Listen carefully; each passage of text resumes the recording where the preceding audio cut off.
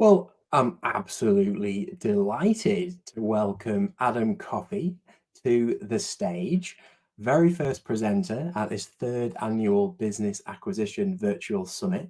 Most people are going to know who you are, Adam, but I'll hand over to you in a second to do a little bit of an introduction and then into your presentation. Um, Welcome. It's good to be here. Thanks for having me. I'm glad to be here. Let's do this. Absolutely. I reached out to you last year and I tried to get you last year, didn't make it happen. But I'm delighted that you've joined us for our third annual summit. So I'll Third hand over time's the to you. charm. So glad. Exactly. Third time's Yes. the best, without a doubt. Well, I think you've got some slides, so I'll let you share your screen and then I'll take myself off so we can just concentrate on you and your presentation. Okay, we ready to go? I'll go ahead and do this. Let's see if this technology is working this morning. I'll select the window and we'll go here. So everybody should be seeing my screen at this point. Am I We good? can indeed. Okay, It sounds works. good. All right, all right. So thanks, Ross, for having me here. I'm calling this next hour "Extreme Growth, Exceptional Outcomes." And so, for those who know me, good to see you. Nice to hear, or to be with you.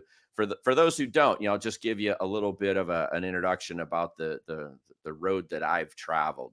There's been many different iterations of me over the years. I'm a U.S. Army veteran. That's version 1.0. Young guy out of high school goes in the military, learns about discipline, teamwork, leadership. That set me up to become an engineer a bit later, and engineers are meticulous planner. I'm a pilot. Pilots don't take off unless we know where we're going. All of these experiences added, to create the me. I spent 10 years at General Electric during the Jack Welch era. GE was number one on the Fortune 500 list. Tech doesn't exist. Jack's the world's most admired CEO. Company's growing so fast, it's doubling in size every 3 years. That's where Adam learned how to cut his teeth as a manager, become an executive, learn how to run a business.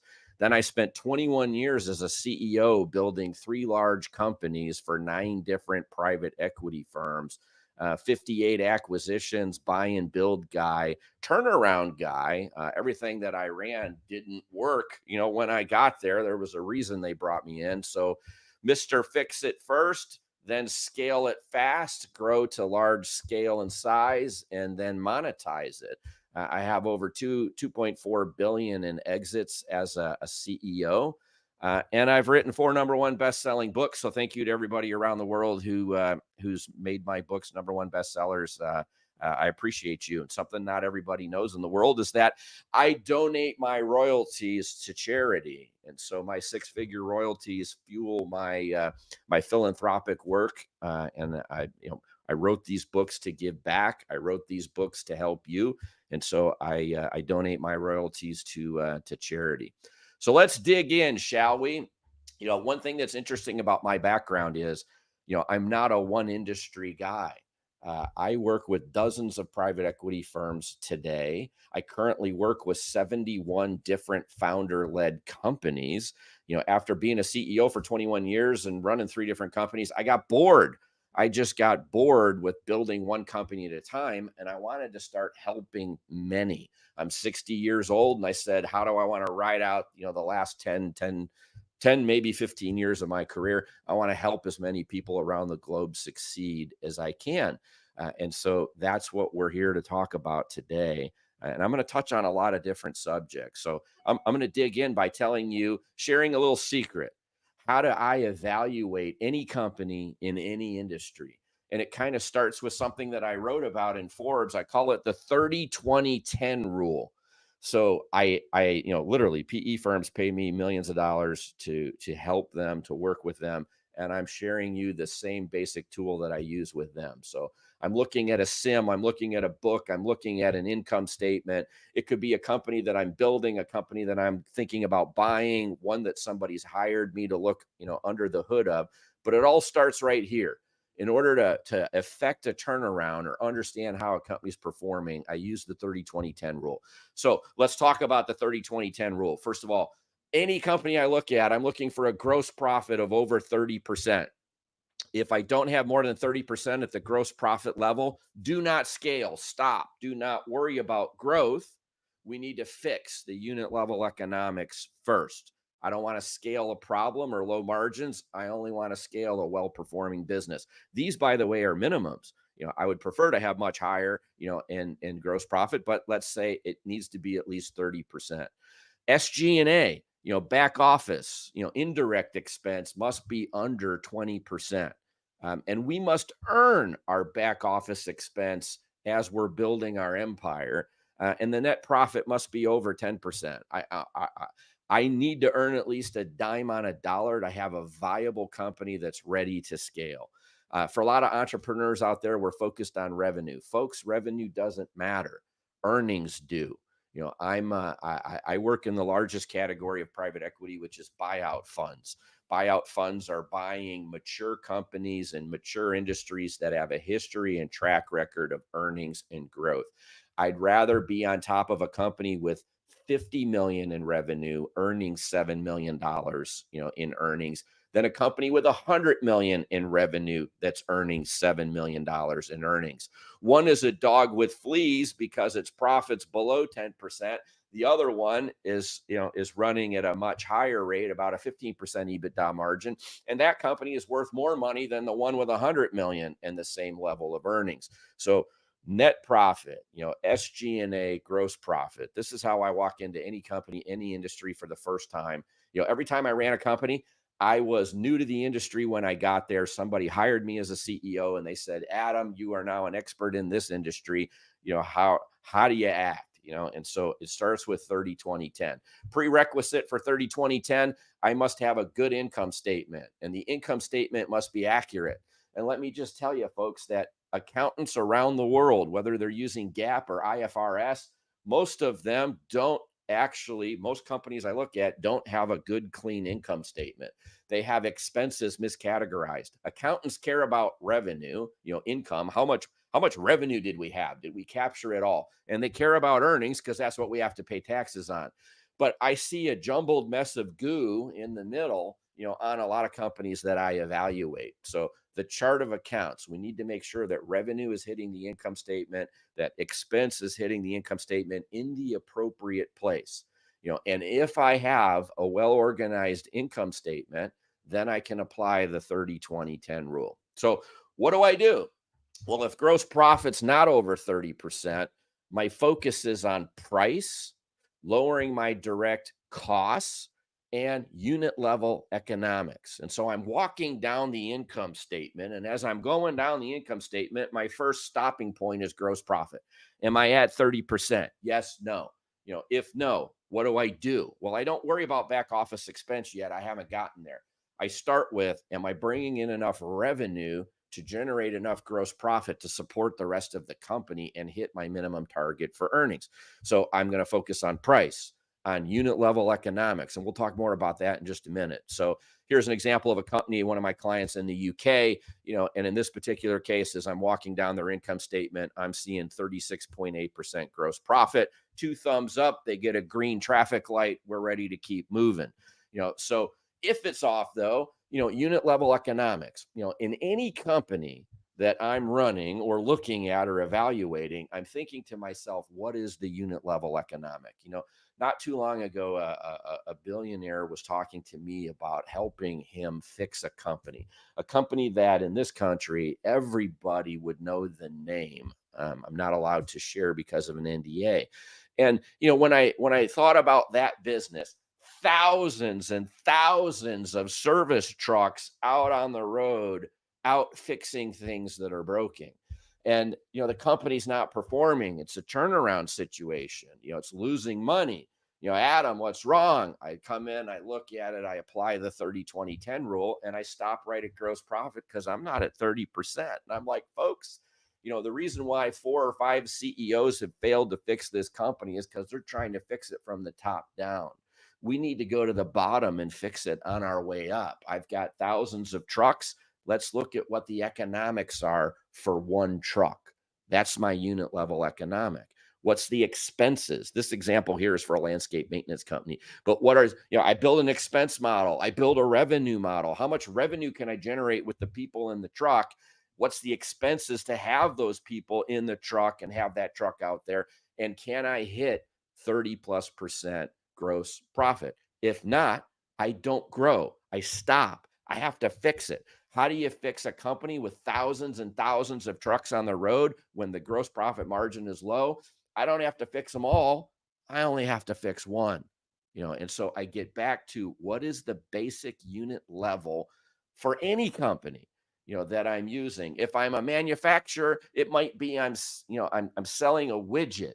What's the unit level economics for the widget? What's my cost to produce? What is my revenue that I can make on that widget?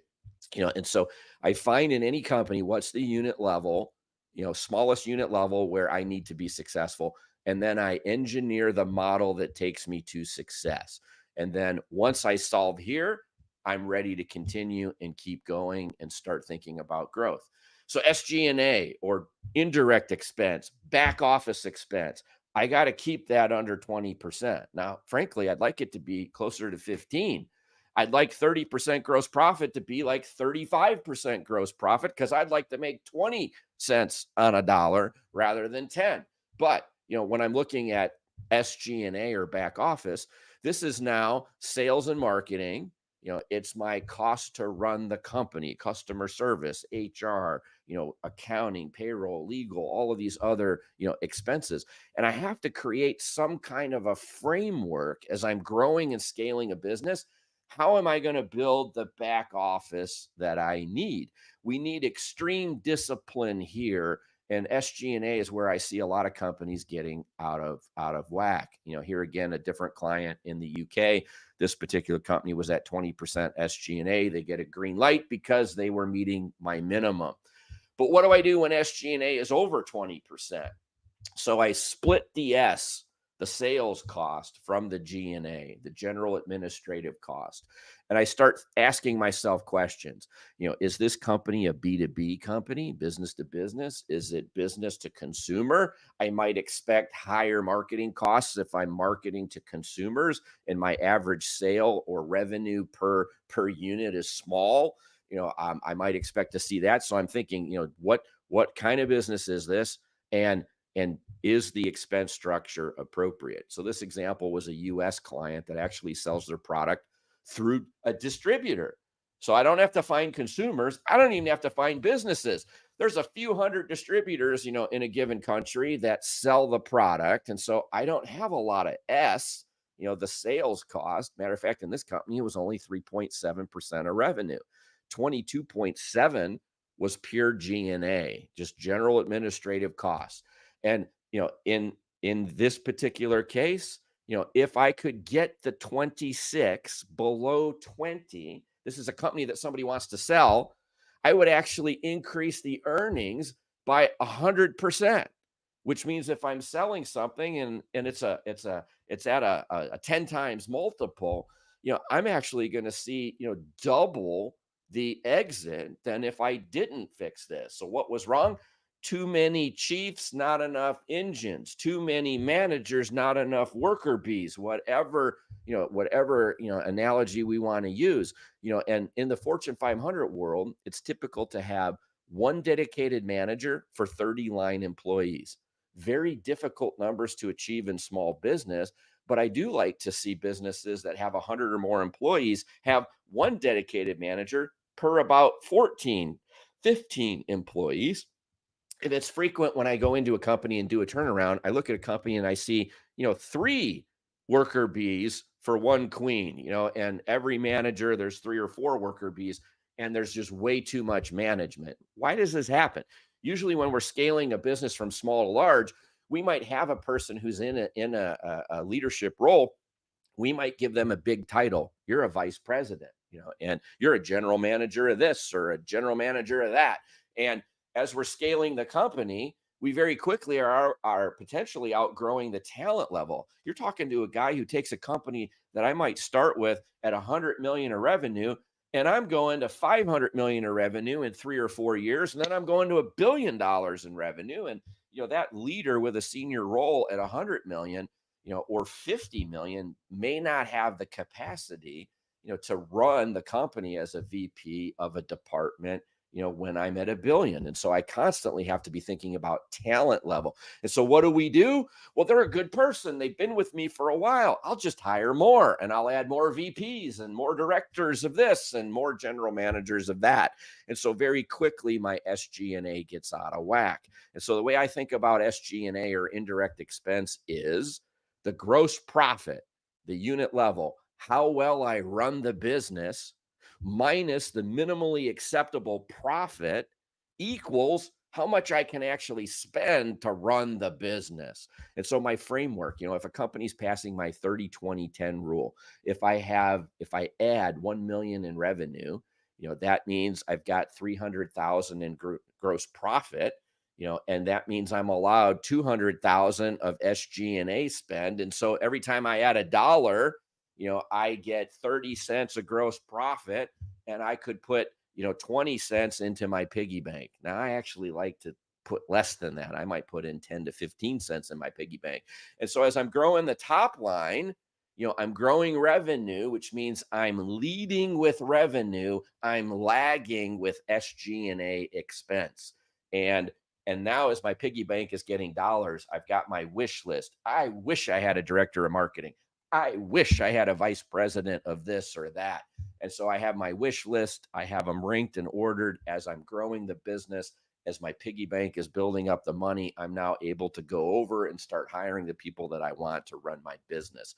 Bottom line, net profit must be over 10%. Revenue just doesn't matter. When I'm evaluating companies for private equity, if I see earnings below 10%, I'm done. I don't even look deeper. Folks, we're going to talk about M&A here in a little bit. I don't focus on building, or buying fixer uppers and then fixing them. I call those dogs with fleas. I only want to buy good companies run by good people, because how I make my returns is through multiple expansion and arbitrage, not by fixing somebody else's mess, and pile of goo. That being said, by a guy who spent a career as a turnaround guy. So, we'll keep moving now. So I've got a business. I've applied 30-20-10. I figured out what's not working. I've addressed what's not working. Now I want to grow it faster than it's ever grown before in its entire history. And so how do I do that? Let's talk about three things: price, volume, pivot. Write those down. Price, volume, pivot. I'll add a fourth: tiering, and we'll get to that in a second. Price.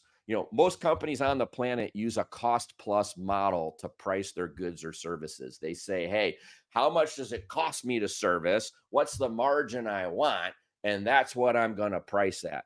Folks, that is the worst way to price anything on the planet. It absolutely sucks, because any price elasticity that exists between what a consumer or a business is willing to pay versus my cost plus my margin, anything that's in that gap, I'm giving away to my customer. Every company that I've gone into, nobody owned price. Who owns price? Nobody. And so one of the early things I do in a larger company is I immediately start assigning ownership to price. And here's some just quick facts. If I raise price 5% and I have a 30% gross profit margin, I could lose 14% of volume and still have the same amount of gross profit dollars. I don't want to lose 14%, but I could. And even if I did, I'd be doing a lot less work to earn the same gross profit dollars, and my margin would be increasing. I'd like to keep that. Folks, in just the last 5 years, impact of inflation, according to the statistics I have over here, says that inflation's gone up over 22% in the last 5 years. But that doesn't include food and energy. If I include those things, inflation's up over 30%. So how many people out there have raised prices of their goods or services 30% in the last 5 years? If you have, God bless you, you're keeping up with the impact of inflation. But for most of us, most companies I look at, they really haven't been keeping up. And so we need to get aggressive. Let me just give you this example. If a company has 10% net profit and raises prices 5% while maintaining volume, they'll see a 50% increase in net profit. So I got 10 million in revenue. I increase price 5%. Now I've got 10,500,000, and instead of a million at the bottom, which is my 10%, 30, 20, 10 rule, every penny I get in price falls right to the bottom. I now have 1.5 million, in net profit. It's a 50% increase in net profit for just a 5% increase in price. We need to work price.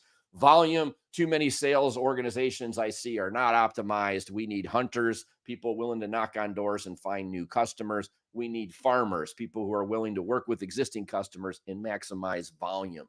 Oftentimes, these skills are mutually exclusive.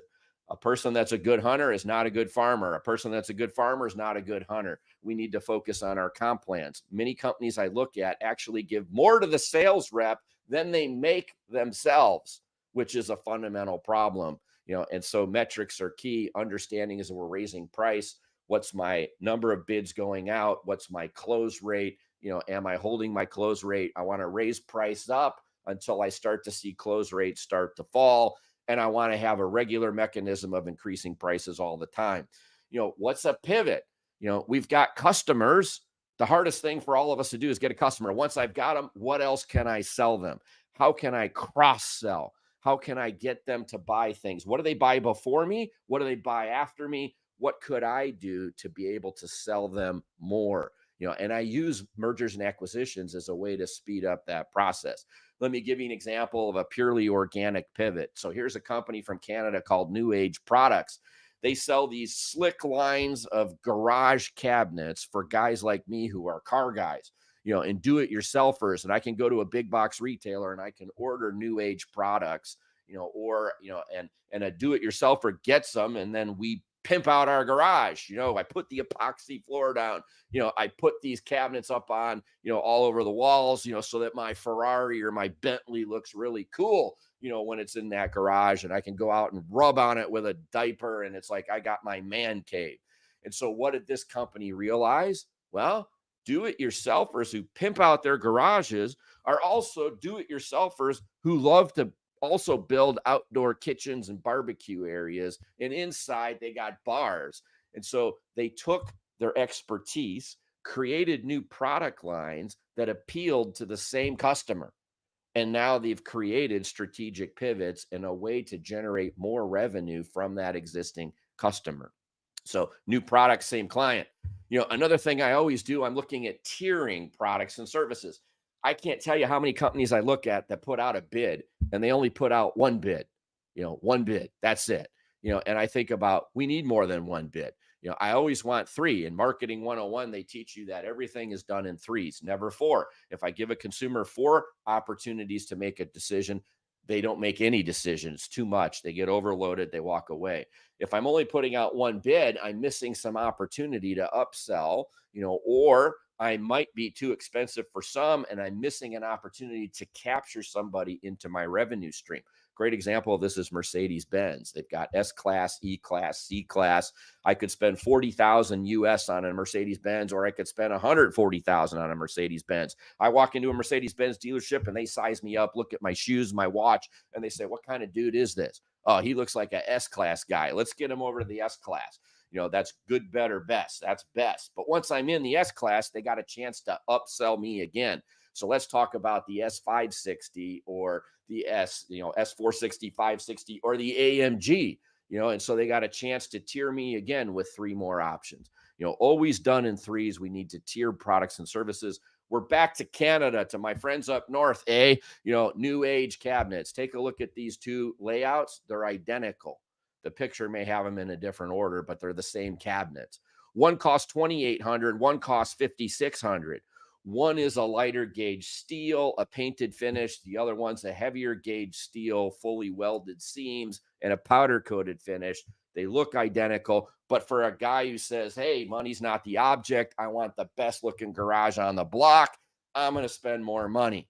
So this is an example of tiering, from my friends at New Age. So there's that. Here's another example of putting together tiering both in a product and in a service. So I go to McDonald's in the United States, and if I've got a good person working behind their window, it's like, "Would you like a meal?" "Yes, I want the quarter pounder cheese meal."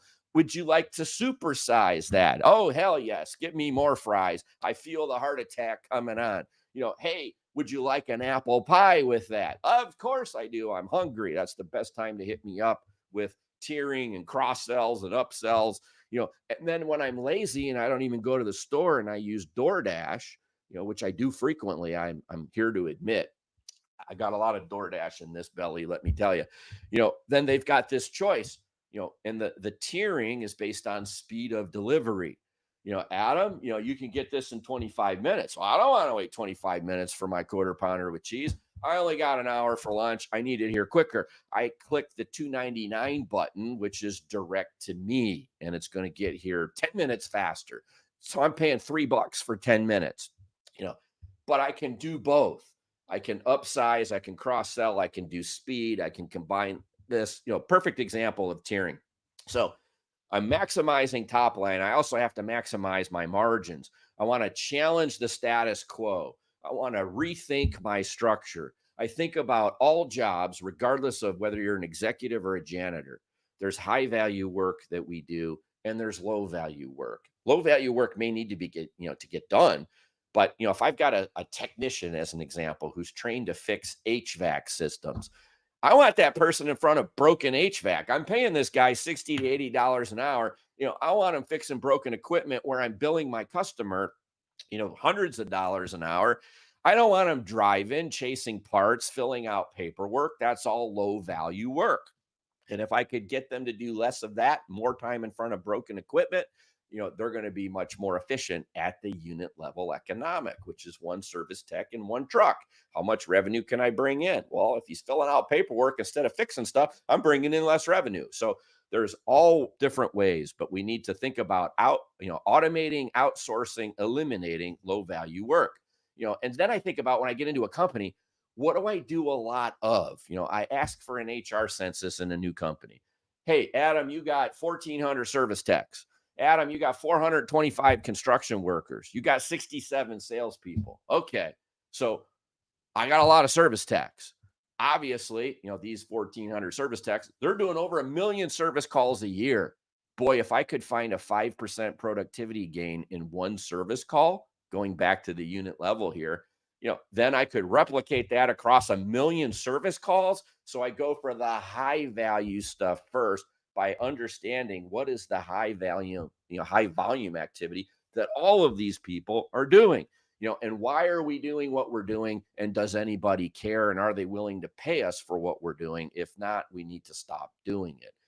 So high value work versus low value work. I analyze every job, every process. I decentralize decisions so that decisions are made at the lowest level possible.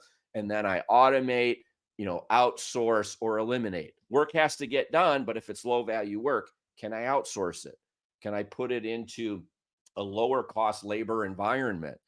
Can I automate it and completely eliminate it? That would be ideal, so all of these different ways to improve margins.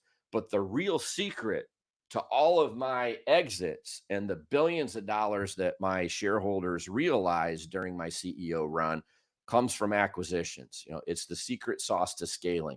It's the largest driver of private equity returns. Multiple expansion and arbitrage is naturally occurring, which is why I tell people don't buy fixer-uppers. We don't need to buy fixer-uppers because it's naturally occurring. I want to spend my time finding good companies, putting good companies together, not fixing somebody else's dog with a flea. So even though I'm a turnaround guy and people hire me to fix a company, I'm going to start by fixing it, but now I want to scale it. And I don't want to have to do a turnaround on every company I buy. Good stuff is what I buy, run by good people, good cultures that match my culture. Want to talk just real quick about the private equity pyramid. So in this pyramid today, globally, there is $7 trillion of capital. On the right-hand side, I've got thousands of private equity firms. Up at the top, I've got the biggest on the planet, KKR, Apollo, Carlyle, Blackstone, names you've heard. Their fund sizes are 10 billion to 30 billion. And then I've got all the way down to small firms that might have 50 or 100 million in a fund. Interestingly enough, they all do the same exact things. They all have a 10-year fund. They all have 6 years to deploy their capital. call the capital from their investors, from their limited partners, and they all want to invest about 6 to 8% of their fund size into any one company, never more than 12% because of asset diversification rules that are self-imposed. And so what happens as a result? Big firms buy big companies, little firms buy little companies. KKR with a $30 billion fund couldn't buy small companies. It'd take them 1,000 years to put their money to work, and they only have 6 years with which to deploy capital in a fund. So big firms buy big companies. That creates 5 different layers of capital in the private equity pyramid. I got people who buy stuff at 15 million in EBITDA, they sell it at 50. People that buy at 50, in 5 years can get to about 100. 5 years is the typical hold period, for a PE backed company. And so these lanes or steps in the pyramid, I call them swim lanes, are around 5 years in size. If I buy at 15, I can get to 50. I get to 50, I buy at 50, I can get to 100. But the sharks are circling, at these different inflection points, which is their ideal entry point. Here in the United States, we have 34 million small companies. There's hundreds of millions globally, but there's 34 million small ones in the US in the bottom 2 layers of the pyramid. At the top of the pyramid globally, only 3,000 companies on the planet that have $1 billion in revenue. So what happens is 34 million small ones, they're plentiful. Only 3,000 companies with $1 billion in revenue at the top of the pyramid. So as you get big, you become rare. And so on the left side of the pyramid, I got a Velcro patch. I take this patch off, I put it in my shoebox. I come out of the shoebox for any given industry, and I've got a patch for that industry. And I'm going to find the numbers may change, but the phenomenon is the same. Small companies trade for small multiples, large companies trade for larger multiples. And I start thinking about, how do I manipulate this pyramid in order to get a good return in a short period of time? M&A is that secret. Here's an example from roofing. And so 66 recent transactions, median price paid 3 times, 75th percentile, 5.6 times EBITDA, right? So here's arbitrage in real life action. Roofing companies, when they're small, and I've got earnings 700,000 to 2.2 million.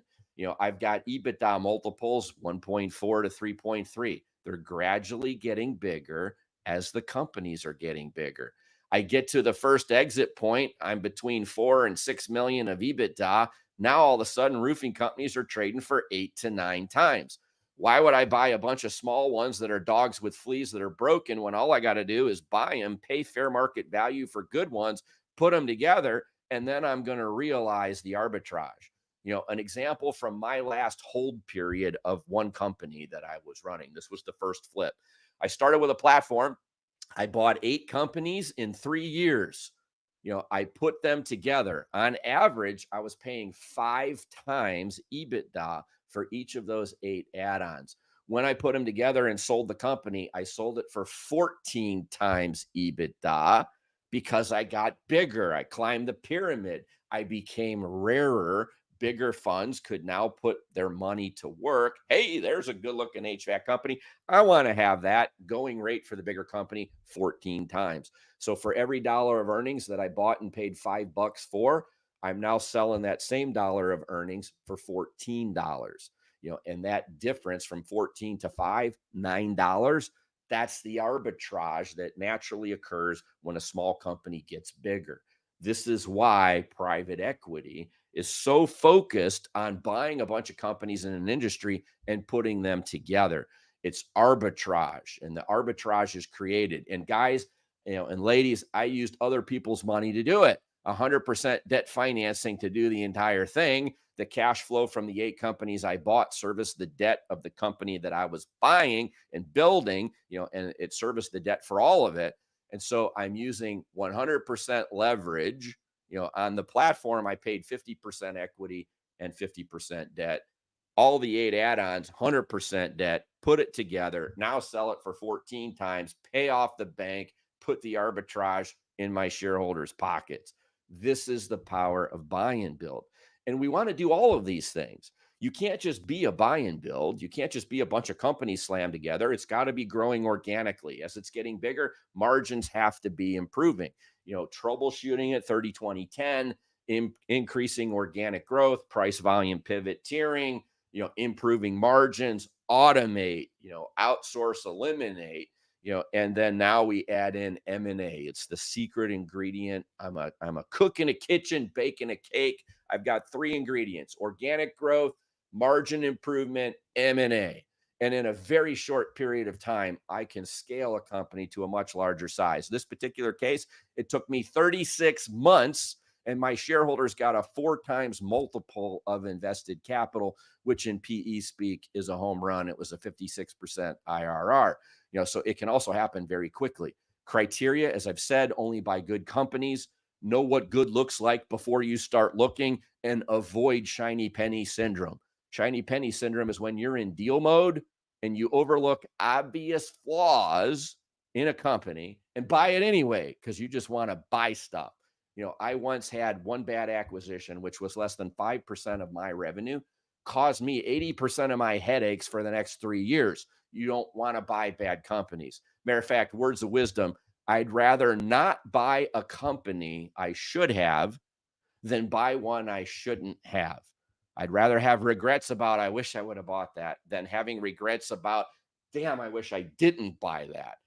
And that's a word of wisdom from a turnaround guy telling you only buy good stuff run by good people. Let naturally occurring arbitrage and multiple expansion carry you to your promised land. In M&A, we need to find strategies. Strategy isn't just get bigger and create arbitrage. That's not the right answer. I want to extend my geographic reach. I want to go from one city to regional, regional to national, national to international. I want to add new capabilities. I want to create strategic pivots. I want to build an ecosystem of revenue opportunities around a central customer, around a central thesis or skill set or worker set. And I also want to build density. More stuff to do in a smaller geography makes me more efficient, even in a virtual company. More transaction volume of things running through whatever my machine is that I built, is going to yield a higher margin and a higher effectiveness of operations. So I need to do all of this stuff, but I also need to be disciplined. Here I am, a guy who's been doing this for decades. I have the world's best buy-side advisor working for me. I've got unlimited capital backing me. And in my last 5 years, last time I was a CEO, I bought 23 companies. But in the first year, I only bought one. And in the second year, I bought 3. In the third year, I bought 4. In the fourth and fifth year, I bought 15. It takes time to prime the pump. For those of you who have ever been out in the country and you're at grandma's house and you got one of these big pumps, and here in Texas, a well is 700 feet deep. And I'm going to pump that thing all day long until my arm falls off, and then the water starts coming out. That's how M&A deal flow is for me as well. Even when I have unlimited capital, ability to hire the best people on the planet to help me, the fact of the matter is it takes time to prime the M&A pump. But once it is primed, boy, the deal flow just starts coming. So we have to be patient, around that. Finally, ultimately, we have to pay for it. So I focus on industries that are highly fragmented, which means there's a lot of companies to buy. Because there's a lot of companies to buy, the multiples stay small. There's not enough buyers to buy them all. Multiples stay small. Here in the US, I'm working on a buy and build, multiple buy and builds in the accounting, bookkeeping, payroll services space, working on 3 of them. There's 1.8 million of them in the US, and I'm buying companies for low multiples because they're plentiful. A lot of retiring baby boomers, thinking about leaving their accounting business. And as we're rolling them up, we're paying, 4 times for them, as an example. But I expect then when I build bigger ones, there aren't many bigger ones other than Deloitte, PwC, and people like that. So as I'm building meals big enough for PE to come in, swoop in and buy, I'm getting the multiple arbitrage, but it's low. I paid low prices for them because they were plentiful. So fragmented industry, things like needs versus wants, contracted revenue is better than project-based revenue. Low capital expenditure equals high free cash flow. High free cash flow lets me borrow the money I need to buy it, use its own cash flow to pay for it, while I'm collecting, putting these companies together and doing all these different things. Plenty of money out there in the world. If you think your problem is money, you don't understand finance. And that's okay. You understand operations, go find somebody to help you on the finance side. But the world's got plenty of money. We just have to know where it is, and we need to know how to treat it. And if you don't have it and somebody does, give them a better return than they're used to getting, so that they say yes to you, rather than to somebody else's deal. I can't tell you how many people get greedy about something they don't even own yet. Would you rather own, a whole single watermelon, or a smaller percentage of a truck filled with watermelons? It's like, if we need capital, learn where it's at, go find it, treat that capital well, and you'll find that money is not your problem. So, as I'm planning about the journey, when's the right time to sell? The rule of 130. So this was in an article I wrote for Forbes back in June of 22. When's the right time to sell? And I did a bunch of research, and I created this thing I call the rule of 130. I'm an entrepreneur. How old am I? Write down your age. I'm 65. What's your percent of net worth that's tied up in a company? Unfortunately, for many entrepreneurs, it's a big number. Typical for me to see 80, 90% of someone's net worth tied up in their business. They plow their money back in their business. They've been growing it. They've been living well. They're wealthy, but the value of the company is locked up inside this thing. I add those two numbers together. In this example, it's 145. And so if it's over 130, it's probably time for you to diversify. Bad things happen to people in the world: wars, planes flying into buildings, pandemics. God, I can't tell you how much value was destroyed in certain industries, during the pandemic by edict of the government. Entrepreneur didn't do anything wrong, but instantaneously overnight, the rules changed, and, businesses got hurt. You might say, well, 5 years later, they recovered. Well, what if this guy who's 65 dies at 70? He doesn't have time to recover, and his family loses his life's work. So we need to think about when's the right time. There's also, in that pyramid, natural exit points where we want to exit. 4 million in EBITDA is, I'm starting to come into the smallest, lower middle market PE firms, and this is about where they start buying at. I get up over 10 million, the guys who used to buy at 15 and go to 50 million of EBITDA, there's not enough good companies to buy at 15. So they're now looking down at about 10, and at 10, I get a different class of buyer, bigger funds, more capability, higher multiple, more arbitrage and multiple expansion. Next one up is 40 million. It used to be 50 going to 100, but not enough good stuff to buy at 50. They're looking down at around 40. I've got these natural exit points, and I need to exploit getting to one of these sizes. When I'm working with founders, I'm looking at, if they're at 1, I want to get them to 4. If they're at 6, I want to get them to 10. If they're at 25, I want to get them to 40. It's like I'm trying to push them to that next entrance point where multiple arbitrage kicks in again and a larger class of fund is looking to buy. And so what I don't want to see is anybody out there listening to me. I don't want to see founders with more than $100 million of equity tied up in a business without getting some asset diversification. So why would I sell and work with private equity or somebody else? It's diversification of risk. I want to get chips off the table. Like a squirrel, I want to hide my chips in the tree, for winter, and diversify against bad things happening in the world. I also know that if I'm working with private equity, that they're going to sell my company every 5 years. And so I can get multiple paydays. Instead of taking 100% of my money off the table and trying to figure out what to do next, maybe I take 70% of my chips off the table, diversify, invest elsewhere, roll 30% forward. Now I'm working with private equity, and I'm going for that 4 times multiple of invested capital, like in that example that I just showed. And in that case, if I rolled over 30% times 4 equals 120%, my second bite of the apple is actually bigger than the first. And my personal record, and I tell people, why sell a great company once when I can sell a great company twice? My personal record, selling the same company 5 times in 13 years and 4 months.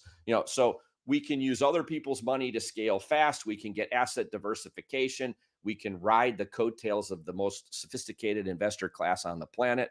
and we're accomplishing all this stuff simultaneously. It's a great life. It's a great world. Putting it all together, I use the 30-20-10 rule to troubleshoot. I perfect my unit level economics before I worry about scaling or growing.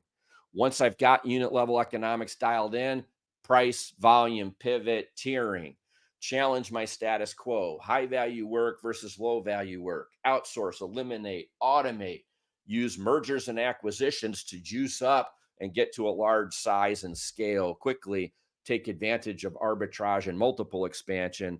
I follow the rule of 130 on when it's time to exit. I choose my exit point, and I diversify risk by working together with a PE partner. Folks, that's it. I appreciate that. I know I move fast. I always do. I've got way too much information in my head for the time frame that I've got. I'm coming in at about 50 minutes. If you want to learn more, here's my books, my website, my seminars. I appreciate the time. Happy to answer some questions if we want to go there. Absolutely brilliant. Thank you so much for that, Adam. Loads of key things to take away. I love the eliminate, automate, and outsource. I remember one of my first mentors, he said there's £10 tasks, £100 tasks, and £1,000 tasks. And you've got to get to the £1,000 tasks and outsource everything else. And it just made me think of that. Yes. No, this is, what, and I'll tell you, Ross, for me, this playbook perfected over decades, works in any industry. And, it's worked for me every time. I can get into a company, I can get it on solid financial ground first, scale it to get it to grow faster than it's ever grown in its history. In each case, my companies were in business for 40 years before I got there. And in all cases, they had lost their way. And I not only got them back on the right path, but I then got them to grow at a faster pace than they had ever grown in their 40-year history, and then monetize it multiple times. Love that. We've got a question from Christy. Having difficulty identifying the best unit level economics as we offer multiple service and serve two completely different customers. Is Yeah. there And so, value in identifying multiple? yeah, in this particular case, Christy, thanks for the question. Great question. So when I have multiple products and services, then I develop a unit level economic model for each of them. And I can apply my SG&A costs to each of them. I could do it as a percent of my total back office cost against the total of the revenue that's being produced. And oftentimes this is how I'll evaluate a company, because a company may have certain products or services that are very profitable. And unfortunately, their profit is being masked by other products or services that are losing money, or not making enough money. So I'll take a look at my total SG&A, which is the 20, and I'll look at each of those individual revenue streams, and I'll be looking for what's my gross profit on each of those. And I could allocate, expense and revenue based upon how much is being contributed to the whole. I recently worked with a pharmaceutical, a group of drugstores, and they were thinking about what's my unit level economics. And in their case, we went to unit level economics per square foot per store. And we started looking at what square footage is pharmacy, and that's doctor ordered, medications. And so how much revenue is being produced there for how many workers and what's the cost. And then in the retail side, our product turnover, our sales volume for those, what's my total rent. I can allocate cost per square foot back. And so you can find unit level economics if you think about it.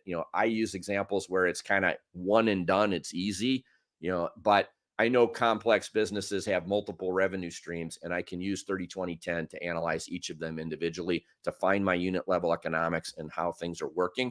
And then maybe I shut something down, or I fix one product line. And oftentimes what I find in businesses is I've got some parts of my business that are very profitable, and I've got other parts of my business where I'm subsidizing their cost to be in business, my customers' cost.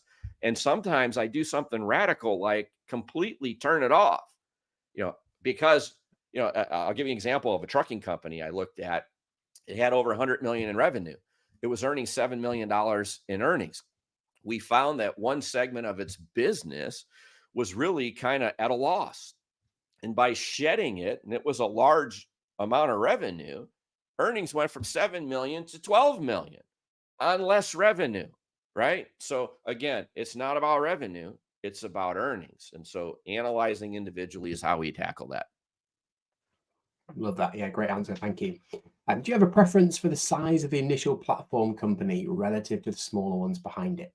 Yeah, so if I'm doing a roll up, let's say I'm designing from the start, I want to go to 4 million and get a quick exit. Um, I need to start with something that's large enough to have infrastructure and back office. There is such a thing as too small, and I have a lower threshold for add-ons than I do for the platform. But if I was doing a small buy and build, then what I want is the minimal amount of points of failure. So, like my last company was a big company. I bought 23 companies, but that's 23 points of failure. That's 23 deals that have to be negotiated, 23 entrepreneurs that I have to manage, get them to join my roll up. So if I'm buying companies that are larger, there's fewer points of fail. Give you example. I'm going to 4 million to exit. If I buy four companies with a million in earnings each, I only need to do four deals. If I'm buying companies that have 500,000 in earnings each, I got to do 8 deals. More deals, more complexity, more cost, more risk. I want to do a buy and build with the fewest points of risk. Generally speaking, I don't want to start anything under a million in earnings. So if I'm going to four, I want my first one to be a million, million and a half in earnings. And then I'm okay doing 500,000 in earnings or 600,000 and bolting on some more. But I need enough clay on the potter's wheel to work with. I need to have a back office. I can't buy lifestyle businesses where if the entrepreneur goes, the business dies.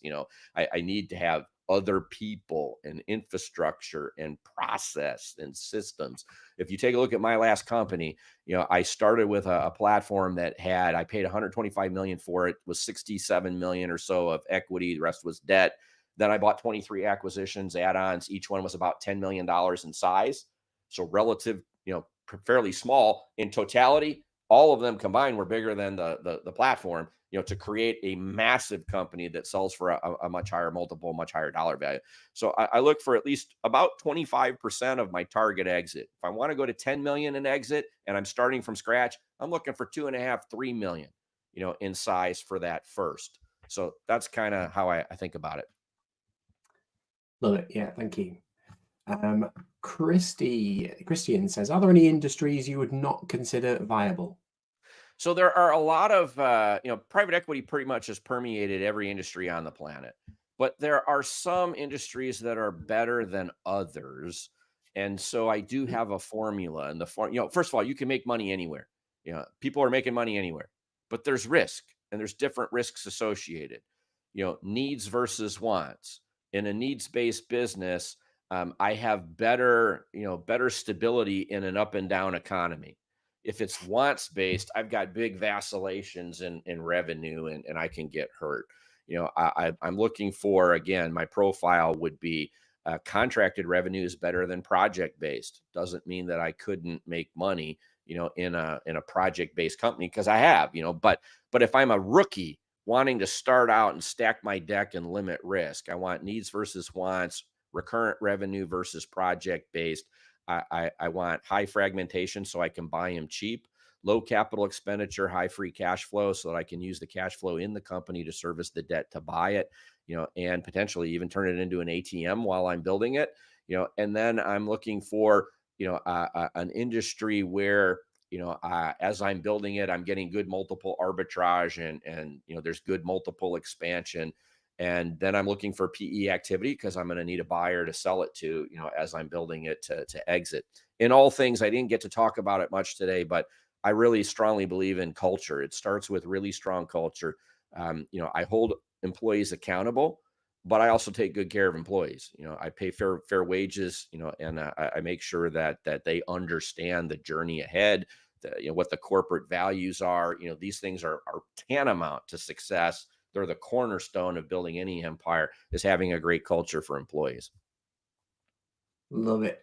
Adam, thank you so much for joining us. Thanks for everyone who asked questions there as well. That brings us to the end of our session. We're going to disappear off the stage, but thank you very much for joining us, Adam. I don't know if there's one final thing you want to leave everybody with. Be good out there, people. Have fun. Let's make some money. So thanks for listening. Absolutely brilliant. So we're going to disappear from the stage, guys, and we'll be back with Kane Minikis in a couple of minutes.